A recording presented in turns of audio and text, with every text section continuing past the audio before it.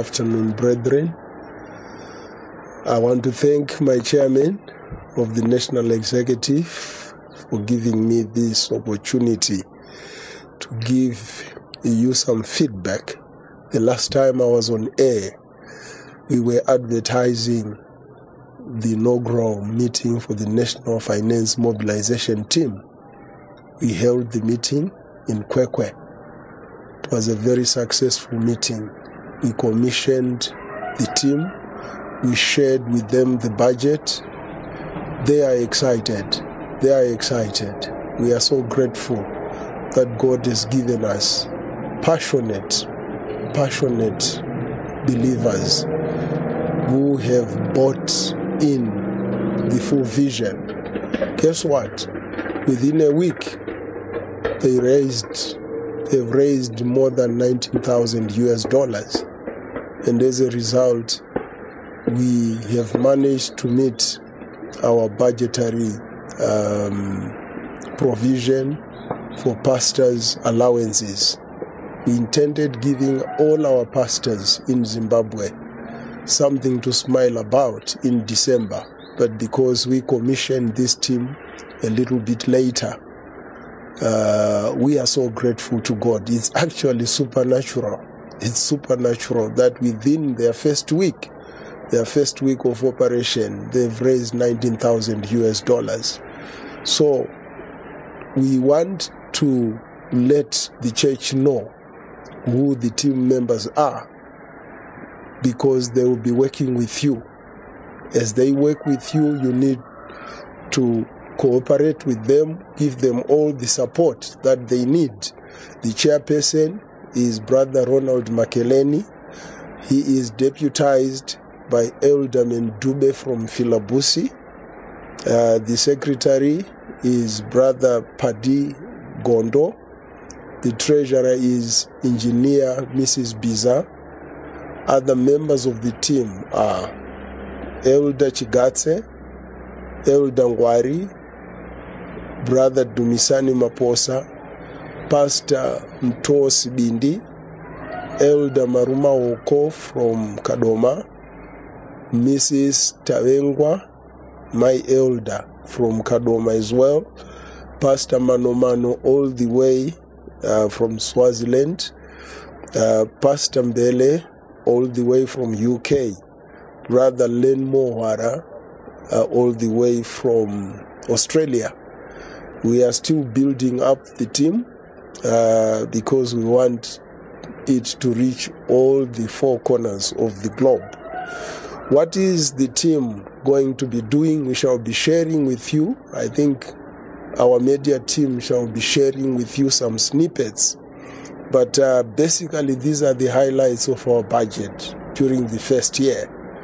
We intend to procure a motor vehicle, brand new, off-roader, worth about $60,000, because we want the National Executive to be able to reach every part of Zimbabwe. Mind you, 65% of our population is domiciled in the rural areas.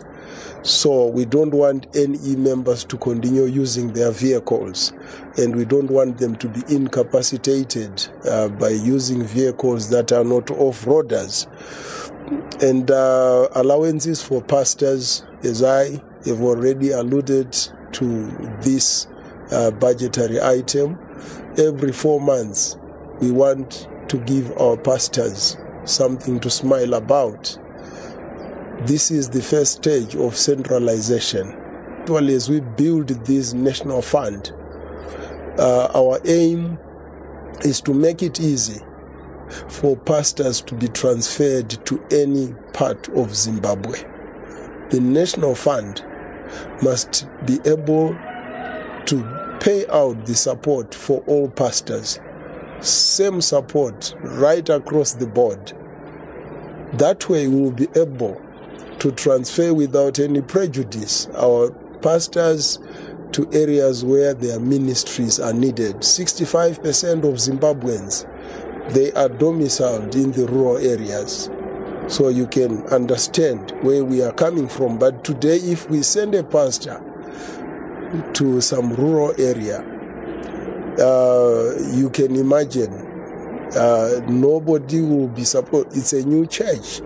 The rural areas, we know economically, in most cases, they are challenged, and that will just be very uncomfortable for the men of God. But once we have this national fund, it becomes easy. Even inter-regional transfers and so forth, it becomes relatively easy for the church and for the national executive to administer transfers. So every 4 months, we have budgeted that we have to dispense some $19,000, and we are grateful that the first tranche here is in the process of being disbursed. We intend to transport all our pastors to summer and winter school. Remember the vision towards a healthy church. As we get to 2030, we are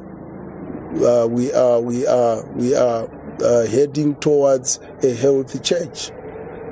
And the pivot to this healthy church is what our pastors eat. Yes, if we raise some money for them, we centralize funds, we get some reasonable remuneration for our pastors. That is not adequate. Our pastors must eat correctly. They must have some good spiritual food. And the spiritual food is going to be dished out in these schools, the summer and the winter school. Initially, we have 2 schools in a year, but as our fund increases, as our fund gets bigger and bigger, we hope to have more frequencies, maybe 3-4 schools in a year. This is where the pastor, will be fed spiritual. Those schools will be non-political. They will be discussing the word and prayer. The word and prayer. When those are spiritual revival centers for men of God.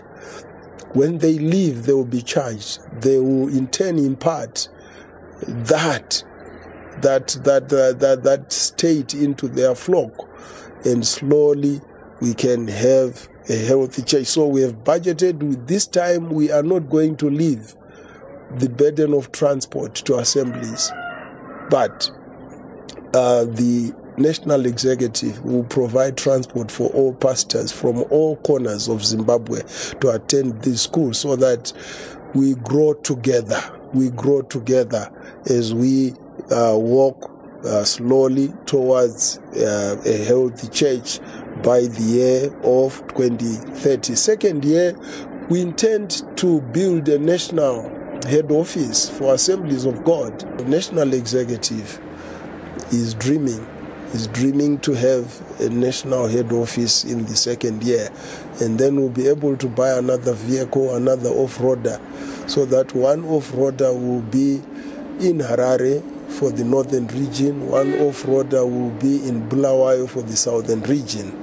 As I conclude, before I conclude, there is a verse that I would love to share with the church. There is a verse that I would love to share, Philippians chapter 4, verse number 15.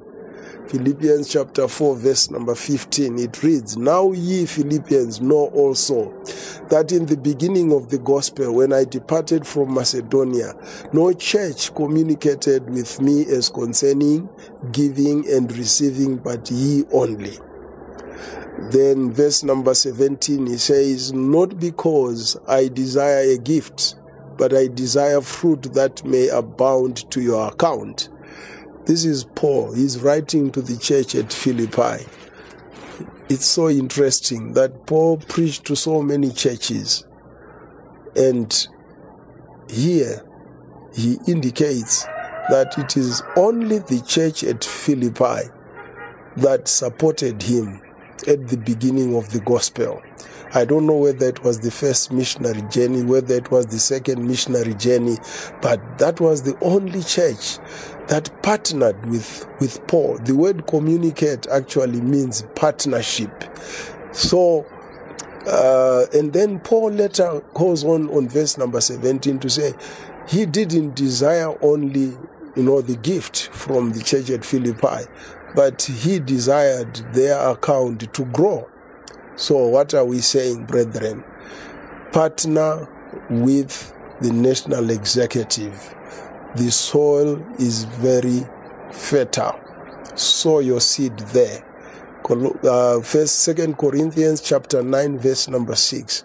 It says, if you sow abundantly, you will reap abundantly. If you sow sparingly, you will reap sparingly. We want your account to abound as you sow into this great vision. God bless you. Thank you.